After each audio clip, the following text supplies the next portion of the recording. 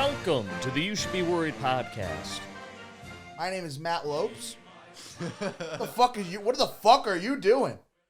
What the fuck is this? It's the same thing we do every week. That's not true.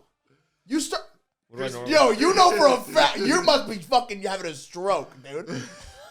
You want me to fucking do it? Because you usually What do I normally do? Hey everybody, welcome to the You Should Be Worried podcast. My name is Chris Warren. Oh yeah, I do that. The fuck are you doing? I didn't wear sleeves today, so my brain's cold. I forgot to wear. Oh my god! I thought it was warm outside. Restart it. And then we came in the studio and Ben's got it chilly in here, dude. We're gonna do that again. You're a fucking piece of shit. All right. Welcome to the You Should Be Worried podcast. My name's Chris Warren. I don't like this at all, dude. Are you trying not to start the podcast the same way? What are you trying to do? What do I normally do? How do you forget? We've done it for over a year now. We've done this, dude. What's going on? Do we need like a fucking staff meeting? This is the funniest day. Oh, okay. All right. You know what? Fine. I've lost a lot of blood recently, okay? My name is Matt Lopes. Welcome, guys, to the You Should Be Worried podcast with my co-host, Chris Warren. Yeah, thank you. Holy fuck. All right. Jesus, you got me in a fucking weird mental space right now. You've really fucked me up about this. Listen, I got fucked up this morning. I got Starbucks for the first time in a long time. Yeah. And I was asking, just basic black coffee, cream and sugar. And normally they ask you, like, how many sugars you want, which I was ready for. But instead they asked, what kind of sugar do you want? And I was like, they're different kinds. They're like, normally we do the pumps of liquid sugar. Yep. And I was like, no, give me the cane sugar, please. And they acted really confused and upset about that. No, cane's the best sugar. Right, that's what I'm saying. But I don't want your chemical, fake liquid. Sugar shouldn't be liquid. I don't want your liquid sugar. I disagree with that. I do like the liquid sugar as well. I mean, clearly you like the liquid sugar. But cane sugar, at the same time, is the best kind of sugar, I would say, definitely. Coca-Cola, the glass bottles, those are made with cane sugar. You know what you should do, Matt? Is So much better. Stop drinking Coca-Cola. no, because it's Passover. Yeah. So they have to have kosher Coca-Cola during Passover in a lot of the stores up here in the Northeast. Yeah. And if you see them with the yellow caps on them, that means they're kosher, which means they have cane sugar instead of corn syrup. Is that all that means? Yeah. Yellow cap means kosher. And For Coca-Cola. They did that for all of you guys. Yeah. Just for you guys? Because in the New York metro area where there's a lot of Jews, so they had to appeal to their market. That's so sick. So it's got the cane sugar like the Mexican Coca-Cola, but it's the same price, so stock up. I had no idea that shit even happens. I The- love that. Because the Good for you Ashkenazis guys. can't eat corn during Passover. That's how you know Coca-Cola is also ran by Jews. It probably is. There's probably a CEO somewhere 100%, in there. 100%. Gotta. They created Santa Claus to sell more soda. Oh, 100%. Yeah. 100%. There's a Jewish guy at a marketing firm that created Santa. That's so sick. To sell fucking... Or at least, the idea of Santa Claus existed, but Coca-Cola came through. Coca-Cola came through and like, made him red, which is easy. Yeah, they made him red and white for the Coca-Cola colors, and they made him fat and jolly because he used to be, like, kind of skinny and mean. Yeah. So Coca-Cola invented Santa. Fucking sick, dude. Beautiful. This past weekend, I had a night trip. I got home late, and in my downtown Shelton now, there's this 24/7 spot that if you're lucky enough to drive past, like it's open 24/7 now. It used to not be. It was a 24/7 store for the first year that it was open. It wasn't 24/7, and I'm like, bad advertising. And then I went in. I drove past a couple nights ago, and people were inside the store at 2 a.m. So I was like, oh fuck. That's so sick. I'm gonna go inside. I went inside and I picked out like a pint of ice cream that I really wanted, right? And then I saw that there was a box of Cinnamon Toast Crunch. Is this after we got ice cream that same night? No. That was last night. No, it was 2 nights ago. So the night before that it was. Oh, okay. And I saw a box of Cinnamon Toast Crunch. I was like, oh fuck, what do I do here? Do I get both? And I'm like, no, it's 2 a.m. You can't have both. And so I put back the ice cream, and I just got the Cinnamon Toast Crunch. I was like, I got milk at home because my mom just bought a fucking gallon. And then I go home, and my mom had decided to make fucking too much potatoes, like all the potatoes. So she used all the fucking milk. And so I just have a box of Cinnamon Toast Crunch sitting in my room, like hiding from my family, that I'm just waiting for my mom to get new milk so that I can have 4 bowls of Cinnamon Toast Crunch at nighttime as midnight snack. You asked, didn't you? Didn't you ask about? I'm sorry, didn't you? Weren't you the one to ask about my Cinnamon Toast Crunch maneuvers? Just gonna sit in that. All right, Chris, what would you do if you saw somebody get hit by a car, right? Yeah. But you were the only witness around? Would you tell the police, or would you do this thing where like you keep that information to yourself because like you know that you know something that no one else knows, and you really like that? Well, I saw someone get hit by a car once. How was that? Was that that fun for you? Because here's the thing: he didn't die. He just got hit and got really fucked up. Like he was hurt. But you saw it happen. I saw it happen, and it was one of those things where I always wanted to. This was a couple of years ago. I always wanted to believe in my mind that I would be the person to like run out and like help this person. Be like, oh my god, are you okay? And like do CPR or whatever. Yeah. And I just went, oh shit. And just stood there and watched. I didn't even take out my phone to like record it for World Star. I literally just froze. I'm one of those shitty people that my trauma response is just to freeze. And I just watched as like other good Samaritans went out to help this guy. And I was just like, that's fucking nuts. Was his leg going in a different way? No, he just got slumped. I think he broke his hip. Like, he got bumped and then fell over. It's like, oh. And everyone was like, oh, my God, are you okay, sir? And I was just standing there high as fuck, like, oh, dude, that guy's dead. Was he older? Was He was like a middle-aged dude. Middle-aged like, probably dude, in his 40s. And what did he get hit by? He got hit by a taxi. No way. Yeah, it was in New York. He got hit by a taxi, dude. Jesus fuck. Yeah. And then the taxi driver got out and was mad. He was like, why the fuck would you get hit by my car at a crosswalk, you fuck? I feel like that if you were the only one around, though, and, like, you were the only one who could really, like, be the person to put the guy who hit the person in jail. But I don't know. There's something about being the only person that sees something that makes you want to, like, keep that shit. So he's dead? Like, he got hit by the car in your scenario and he's dead? No, he's not dead, but he's like severely fucking crippled. Like, well, I mean, he's mangled up. I'd want to redeem myself from what happened 5 years ago, and I'd probably try to like call an ambulance and try to go help. And you him. would give them all the information? No, I'm not a snitch. I'd just be like, I don't know what the car looked like, but this guy needs an ambulance. Also, I'm not going to be here. That's the stuff you'll know. Yeah, I call the ambulance, and once I see the ambulance come around the corner, I'm like, he's good, and then I leave. I like to think that as soon as I see like a car doing something wrong on the highway, my eyes go right to their license plate, so I can, when the time comes to snitch on them or like to make sure that justice is served, like I know the car number. I don't even know my license plate. Yeah, we have new cars because we're blown up. But that's a different, like, you know.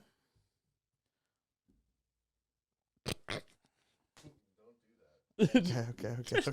Yo, me and Chris just been being mean to each other recently. Oh, that's not how that dynamic's been going. One of us has been being very mean to the other one. Me and Chris be straight up like just fucking dueling it out with the words recently.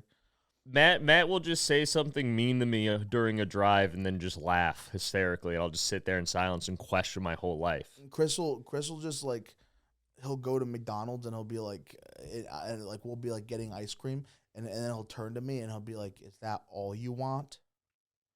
That is like, not what I was like. Is that all? Do you want something else? Excuse me? I was asking because I was in the driver's seat if you wanted to order anything else. You want anything else? Because of course you would.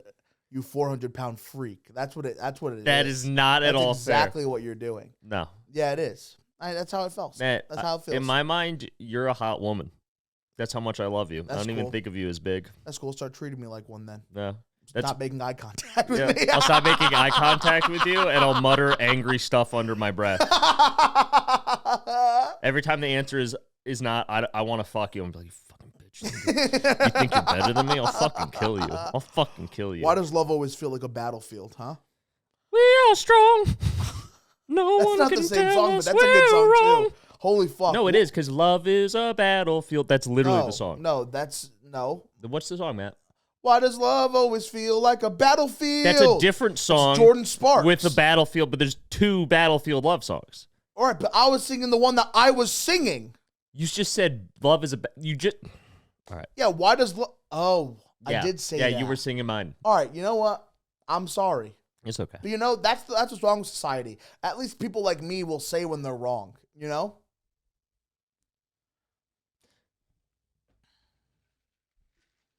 I'm not doing it. I would never go onto a battlefield. Fuck that. I do. That's horrible. Your seamless transition. I would never go on a battlefield. Even if my loved one was on a battlefield, I would never go onto a battlefield. Dude, listen, if I have loved ones on a battlefield, not my loved ones anymore. We had a falling out. Whoa, really? Yeah, you're on your own, bud. Once you go into the military, anybody that was your family is no longer your family? No, you are until we have a war to win. Until you're active duty, and then I'm like, That's going to be a lot of funerals to go to. I think we'll just avoid that. Do you think you do well out in the fields? Out in the fields of war? So here's the thing. My favorite Aerosmith song. Here's the thing about the military. I would definitely, because I have a couple buddies who have been active service. Yeah. They've all told me that what would happen to me in the military is I would become what's it called? Like Colonel. No, I'd become a commissary officer probably, which just means I would just control, like I would just check out on an Excel sheet like where bullets go. Like I'd just be in charge of supply lines, and I would just sit in the back and just make sure the bullets went to the right spot. Yeah. And that's probably all I would do. No one's putting me front line. They're like, they would look at you and be like, nah, put him in front of a computer. He's gonna be a clerk. Damn. It'd be chill. I'd be chilling the whole World War III. Me and my friends used to have paintball guns. We would do shit like that. We would do like old school style duels where you'd walk like 10 paces and then turn around and like shoot each other. Was that fun? Yeah, because also the thing was like they were like the ones where you kept like the semi-automatic with like so like you turn around and just light each other up. It wasn't like the one shot. It would always be like we're only gonna shoot each other once, and then you just unload on each other. Yeah. And I remember one time, so we did that a bunch because we were idiots. This was like in like 7th grade. And I remember one time my friend got a slingshot. Okay. Like a really powerful like slingshot, and we would shoot shit with that. And this was like, oh, what if we shot someone with a paintball with that? And so he put a paintball in it, my friend Kevin, and he shot my friend with it. And something about, I guess, the slingshot makes the paintball go way faster and harder than a paintball gun does. Oh my God. Because, bro, he hit my friend in the chest and he slumped. He slumped, because we would shoot each other all the time, so we were used to, we had bruises everywhere. He got hit in the chest with the paintball out of the slingshot, and he fell over, and we thought he was dead. He was like, do that like, and then like the air knocked out of him, and it like that is frightening. Turned into like a blood blister over the next week. Yeah. So like normally with paintball you get like a big, maybe black and blue bruise, red maybe. But no, his like filled, like it swelled up with blood in there. He had like it was like 2 inches off his chest, just like blood in there. We're like, we can never hit someone with a slingshot paintball again. That does something like. You ever shoot Craig with anything like that? Craig was past our point of doing stuff like that. We used to sometimes what we do is what's the worst thing you guys did to Craig? No, we've already discussed a lot of bad things we did to Craig. Sometimes, so because Craig was diabetic, his blood sugar, I don't know if it would get high or low. I don't know which one makes you like pass out. But whichever one makes you pass out, he would like not take care of his diabetes because he was a junkie like us. Yeah. So he would like fall asleep like early. For us, early was like 1 a.m. because we would be up till like 7. So it'd be like, oh, Craig fell asleep again. I guess you know what time that is. And he would lie like with his arms out, and we would just cover. I think we've talked about this with other people. We'd also do it to Craig. We'd cover his arm in rubbing alcohol, and we'd light him on fire and wait till he woke up from the heat. God, yeah. What the fuck? We do that to everybody though. Everyone would get that done. I got that done to me multiple times. I lost hair from that a couple times. How the fuck? Do you have water like nearby? No, it's rubbing alcohol. If you just do this, it goes out. No. So they wake up and be like, oh shit, and they put themselves out, and then they'd be awake. It was funny.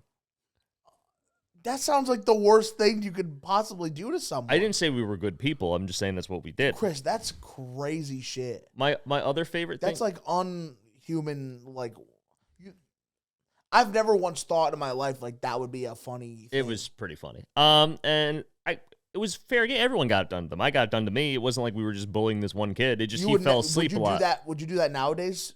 No, because I've turned my life around. No, another game. I feel like I just can't trust you sometimes. When you tell stories like that, now I feel. Well, this is back when I was on a lot of drugs. This is a very different person. Yeah, we're also all like in our 20s and friends. Yeah, this is back. He was friends with the person he lit on fire. He was also doing drugs and he was like 18, 19 years old. Yeah, I was like 19. I was going through like a mental breakdown. I wasn't dressing was a mental breakdown. I was putting just lobsters doing cocaine without the rubber bands in kids' fucking mailboxes. Hell yeah! Like, this is hilarious. Without the rubber bands? Yeah, which is just so mean. So I used to, because I know we're talking about paintball and airsoft and all that. I used to play like really intense airsoft from like, this is one of the gayest things about me. So I'm going to own that this is an embarrassing memory that I'm letting this out. Yeah, it's use funny. real guns. So we played. I played like like really intense airsoft in 7th and 8th grade. Like I was part of a battalion. We called it, like a group that played together and trained together. Sick. And it was like me and like a couple other guys my age, and then it was like a bunch of like dudes that were all about like, oh man, like I would have joined the Marines, but I had like a foot issue, so I couldn't. Like just lying. Like, you know, those people who's like, I would have joined the Marines, but like if my drill sergeant said that to me, I would have knocked him out, so I couldn't do it. You know? Oh, they said I was too lethal to be in the like, you know, shit like that. So there's a bunch of like just deranged fucking white trash dudes, and then me and like my 5 friends that were in 8th grade. and we would play with them, and we would go to like big events around the Northeast. Like we would go up to all these big events that were like simulated war. Like they took it very seriously, so it wasn't like backyard airsoft shooting at your friends. Like it was like at some of these simulations they would have like fake artillery that would shoot, and like they would have full bases and like Hummers and stuff, and like helicopters going overhead and like shooting at you. So it was actually a lot of fun as a kid. But we'd do like we did all these like trainings. We'd like clear buildings and stuff. It was so much fun as a kid. Like it's gay as hell now, but as a kid, it was so much fun. Yeah. Like we all have your arms on your shoulder, and you do the tap and like enter and clear the building, dude.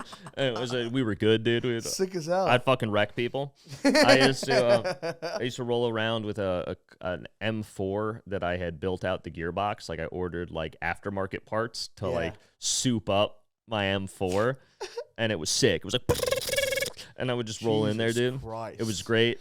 I never would have hung out with either of you guys when we were younger. But then the thing never once. And there was this dude, Kenny, dude. I have not thought about Kenny in years. Kenny was this dude that was worked demolition for construction. That was his day job. Kenny was probably the most well-adjusted person in this battalion. Yeah. Because he didn't do that thing where he's like, because all the other guys were like, yeah, I would have joined the Marines, or like one of the guys on the team was like, yeah, I was a Navy SEAL.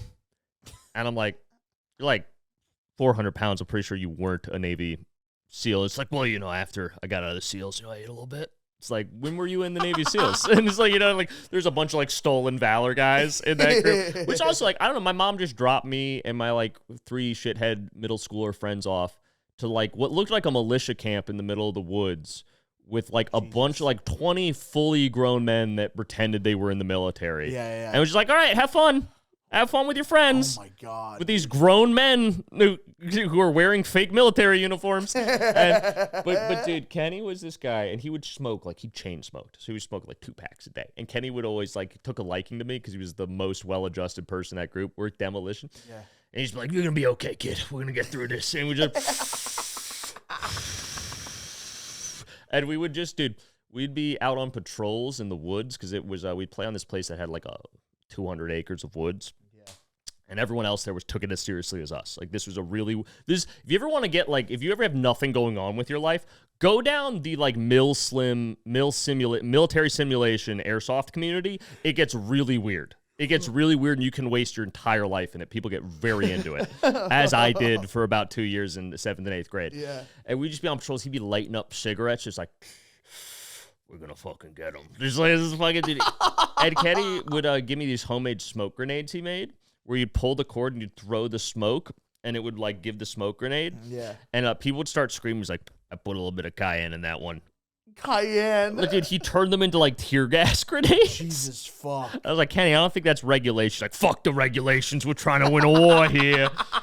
And dude, Kenny would also do this thing where like, so your gun for all these like events, like couldn't shoot. I think it was over like 350 FPS. Okay. Per se, like how fast the BB could come out. Yeah.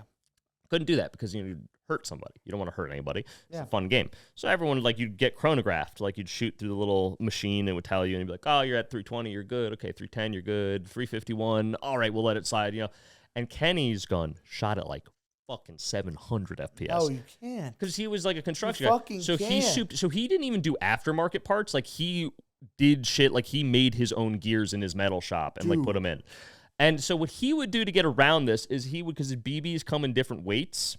So he, instead of using like I don't know what the weight I think we used 12.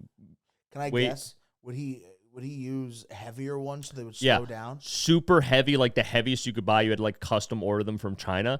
And he would test with those so they would come out fine. And then he would empty that mag and put in all the light ones. It just fucking tear up people, dude. Kenny was a monster. Can you not go to prison for something like that? No, it was a game. It was a game, but you're doing unsafe shit. And he would just be like, stop being a pussy. You're fine. I shot you.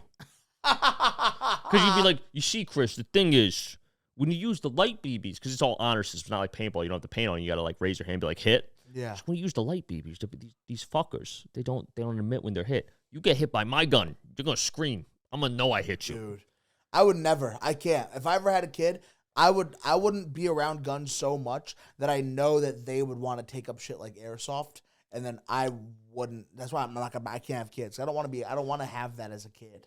Well, dude, I don't like that kind of person. We would train pretty hard, every weekend. Like this was a lifestyle for me for a little bit. It was so gay, dude. I'm so embarrassed to admit all this, but it was fun. It was fun. As like a 13-year-old boy, it was a lot of fun. Like I had fun. Exactly. And sure. It was weird. I was hanging out with so many fully grown men with fake PTSD. But, dude, so at a certain point, like it started going political. Okay. Where it was clear, like, oh, these guys are all also in like a far right wing militia. Like these guys are getting ready for like to overthrow the government. None of these guys are speaking out against women's rights. And the way I knew that is because one time I went to this thing. We went to this bonfire with Kenny. Kenny picked up me.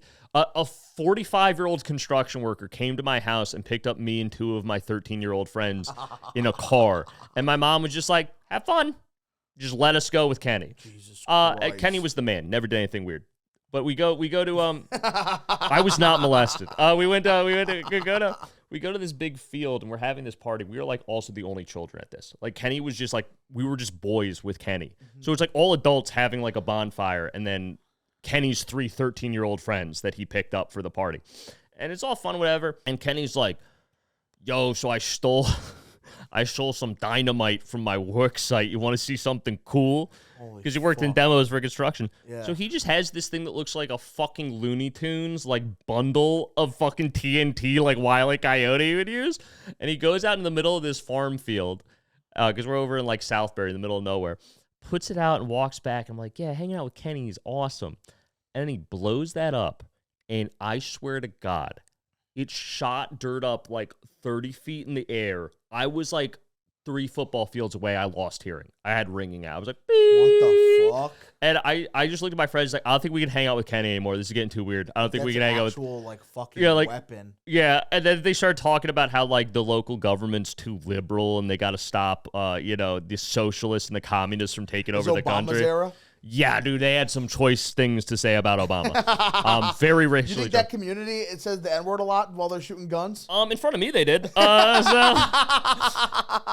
I was like, this is getting a little too political, and Kenny just did a felony in front of us. Like, that was not a normal amount of, like, that you go to jail for that. That's, like, something you blow a senator up with. So me and my friend just kind of got, like, very scared, because after that, they got talking really political about how they should, like, kill the governor because he's a communist. Yeah. And we're like, this is too much, man. We got to stop hanging out with Kenny. And then I just, after 8th grade, I just never played airsoft again. He's still showing up to your house. Dude. You're like, I'm not feeling good today, Kenny. Next week.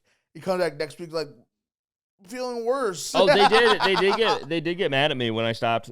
When I not Kenny, because Kenny was always chill. It's like, yeah, man, you gotta do what you gotta do, kid. You gotta live your life. You're just a kid. Go live your life. Talk to girls. Right. Talk to girls. You're 13. You fucking like 7 girls yet? And I'm like, no. And he's like, that's all right this time. Kenny had supreme confidence I was gonna get pussy. And I'll let you know right now, Chris did have time. I did have a lot of time. But no, so like Kenny was cool because Kenny was the man. He's like, no, you're like a kid. Go live your life. It's weird you hang out with us. Like Kenny understood. I was like, thanks, Kenny. And then, but dude, all the other guys that like the fake military dudes were like, bro, the battalion needs you. They're like, we have a big event coming up. We're going to Tolcom. We need you. Fuck. Your unit needs you. Dude, you got to be ready. Who's going to take point? We trained you to take point. Yeah. And I was like, I don't know. My mom doesn't really want me hanging out with white nationalists who blow stuff up as much. She thinks it might be a bad influence. And they're like, your mom's a bitch, dude. Get out to Tolcom right now. Get in my car. We got to go fight. It's a real war. Jesus. And then, by 9th grade, I was like, this is too gay. I can't do this anymore. But it took over my life for 7th and 8th grade. That's all I did was every weekend I would go with my friend Kyle. My friend Kyle and me would go play airsoft with a bunch of fucking 30 and 40-year-old men. Uh-huh. Yeah. Damn, dude. The topic of this podcast should have been phases. Phases, dude. I went through a lot of phases. Yeah, dude. yeah. Oh well, if you had kids, they'll be even worse, dude. Because look, you're the product of pretty progressive. You would assume. You would assume lifestyles until you talk to them about politics. Yeah. My dad's the gayest Republican there is, dude. The most Republican gay there is. Most Republican gay there is, dude. That's crazy. My dad, I think we talked, like, he didn't believe lesbians were real. Mm-hmm. Because he didn't think women had, like, agency in their sexuality. If lesbians aren't real, who's driving my Subaru outside, huh? Just a bunch of bitter women angry at men. Now, and his logic was being gay is real. Because, when you see dudes, your penis gets hard. So, obviously, that's biology telling you you're gay. How's a vagina going to get hard? They don't even get erections. Exactly. How do they know? Exactly. Yeah, you come back to me when your pussy's hard. Yeah. Come back to me when your clit's grown 3 inches. Yeah, so that was my dad's logic. You come back to me when blood starts swelling to your labias. Thank you guys so much for watching. You should be worried. This is a great podcast. I'm having a lot of fun. My name is Matt Lopes. My name is Matt Lopes. You can find me everywhere, Matty Fucko. And look at my story on Instagram for dates. You can follow me there. Follow the podcast at You Should Be Worried on YouTube. Like, comment, and subscribe on this video if you had a good time. Also, follow You Should Be Worried on social media. So that's TikTok, Instagram at You Should Be Worried Pod. And you can follow Benny Boy, our producer, Ben at BennyBoy_28 on Instagram. In the Making ITM on all social media platforms for sketches. Chris, you want to do your own? Yeah, you can follow me at Chris Warren Comedy on Instagram and TikTok. Got history videos up there. Got all my comedy dates for the upcoming weeks up there if you want to come see me live. And, yeah. Yeah, dude. All right, thank you guys so much for watching this week. We'll see you guys next week. We love you guys. We'll talk to you soon. Have a good one.